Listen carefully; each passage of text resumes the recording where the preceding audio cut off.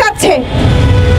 এরা কিভাবে আসলে এত বছর এরা এই সুযোগটা পায়নি, আর এখন হুট করেই কেন এরা এত স্পর্ধা দেখাচ্ছে? শিক্ষা নিচ্ছেন না। যদি আপনারা একটা সাধারণ শিক্ষার্থীকে আপনারা ক্ষতি করেন, তাহলে আমরা 90% সাধারণ শিক্ষার্থী মাঠে নেমে আসব।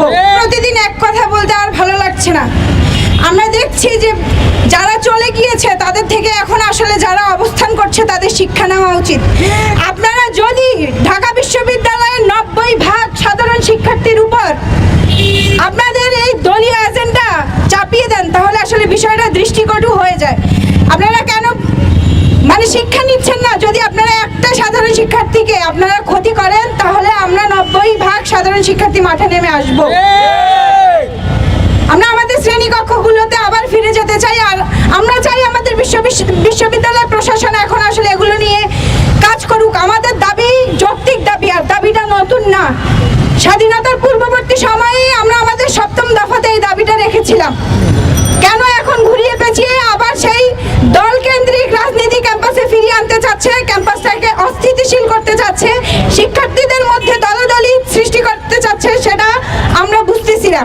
আর আরেকটা বিষয় হচ্ছে, যারা এখন নতুন করে হল দখল করতে চাচ্ছে, এরা কিভাবে আসলে এত বছর এরা এই সুযোগটা পায়নি, আর এখন হুট করেই কেন এরা এত স্পর্ধা দেখাচ্ছে, সেটা আমরা বুঝি না। এরা কি জানে না যে আমরা আগেই দফা দিয়ে দিয়েছি এবং আমাদের স্মারক নং সহ আমাদের প্রভুদের সিগনেচার সহ আমরা এগুলো আইন করে নিয়েছি যে আমরা আমাদের হলে আর কোনো ধরনের কোনো রাজনীতি বরদাস্ত করব না। তাহলে কিভাবে এখন আবার এরা আমাদের হল দখল দিতে আসে? আমাদের এই যে আমরা ঘন্টার পর ঘন্টা দিনের পর দিন লাইব্রেরিতে বসে থাকি, এরপরও আমাদের চাকরি হয় না। একদল চলে যায়, তাদের নিয়োগ করা লোকদেরকে সরিয়ে আবার অন্য দল যারা ক্ষমতায় আসে তাদের লোকদেরকে বসানো হয়, আর আমরা সেই অফিস সহকারী নয়তো ক্লার্ক পদেই আমাদের চাকরি হয়। আমরা ঢাকা বিশ্ববিদ্যালয় থেকে পড়ে আমাদের রাজনীতির কারণে আমরা ঢাকা বিশ্ববিদ্যালয়ের জায়গা থেকে পড়েও আমরা প্রাইমারিতে চাকরি করতে হচ্ছে শুধুমাত্র দল কানা হয়ে। এটা কেন হবে একটা দেশে? আমরা আর কত ভোগান্তির শিকার হব? এই জাতি আর কত এই দলকানা হয়ে বেঁচে থাকবে, দাসত্বের শিকার হবে? আমরা চাই অতি সত্বর আমাদের ডাকসু নির্বাচন দেওয়া হোক, কারণ ডাকসু থেকে আমাদের 5 জন সদস্য সিন্ডিকেটে বসে।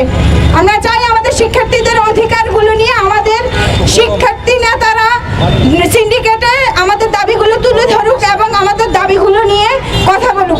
আর সেজন্যই আমরা আসলে ডাকসু চাচ্ছি। আর আমরা চাই যে গণমাধ্যম আমাদের সাথে থাকবে, আমাদের যৌক্তিক দাবি নিয়ে আমাদেরকে সহায়তা করবে জনগণের প্রতি। বাবা মা আসলেই এখন ব্যথিত। কয়েকদিন পর হয়তো আসলেই বাবা মা আর আমাদেরকে ঢাকা বিশ্ববিদ্যালয়ে পড়াতে পাঠাবেন না, কারণ এখানে পড়াশোনা কম হয়, রাজনীতি বেশি হয়। এজন্য আমরা চাচ্ছি আমাদের ক্যাম্পাস থেকে সকল ধরনের দলীয় ছাত্র শিক্ষক কর্মকর্তা কর্মচারী রাজনীতি বন্ধ হোক এবং ডাকসু নির্বাচন হোক। ধন্যবাদ।